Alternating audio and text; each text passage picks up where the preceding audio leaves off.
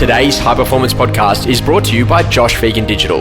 It's the only place that you'll find our expansive resource library. Every form, checklist, visual and dialogue that you'll ever need to systemize your business. Available to edit in PDF to rapidly take your business to the next level. Welcome to High Performance Podcast featuring Josh Phegan and Alexander Phillips.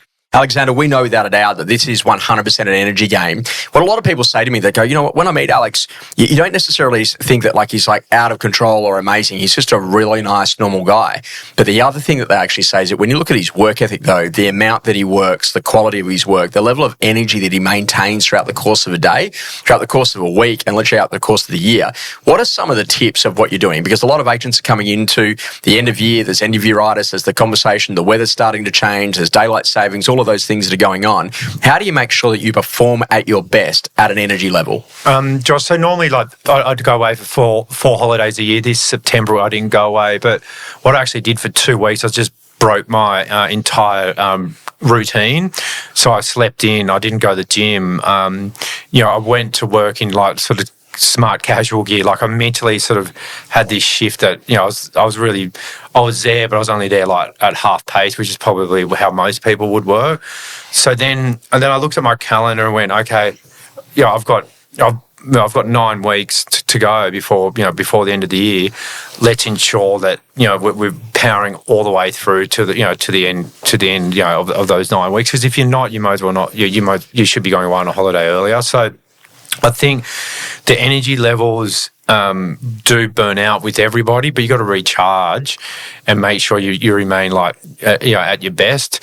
A lot of that is your lifestyle too, and also those 2 weeks I went out for dinners. I got home late. I was totally in a different headspace, and then I went, okay, I've done that. Let's restart again. So it's I call it like a circuit breaker. So you actually just doing something totally different, recharge, get back on, and start doing it again. So I think those energy levels are definitely come about, though. I think a lot of it is what you eat too. I see what people eat around me. They think they're on great diets, but they're eating high sugars, lots of fats and whatnot. I eat the same food pretty much every day, and my energy levels are are high throughout the day. But I don't work after 5. I don't do appraisals after 5 o'clock. So they're the ones that's what sucks the energy out of you. So even today it's a Sunday, and I would work on a Sunday, but I've cut it down to only working one Sunday a month until the end of the year. So it's just been smart. So when you come to this end of the year, you sort of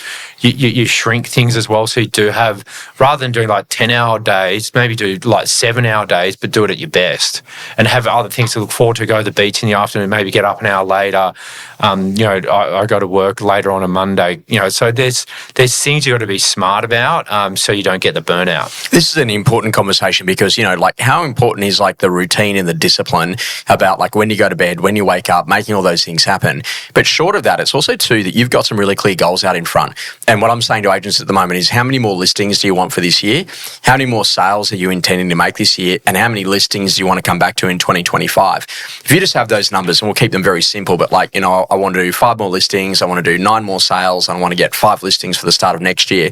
Is that just a really simple way just to motivate yourself that as soon as you've done that, you can go on holidays as soon as you want come the 1st of December? Yeah, but the problem is once you do that, and if they're unrealistic goals and easy, then you're going to switch off too early. Yeah. So I think you've got to make sure the goals are hard to reach and push you. So we had a goal of 107 sales from the 25th of July until the 15th of December. I think we've still got another 40 sales to go, but we can hit it. Mm-hmm. The 40 sales, we've probably still got, I don't know how many days left. It must be 60 days. 60 days, yeah. So we can do it we normally do. So, but that's the driver, because I said to my team, I'll give you big bonuses each if we hit the 107 sales.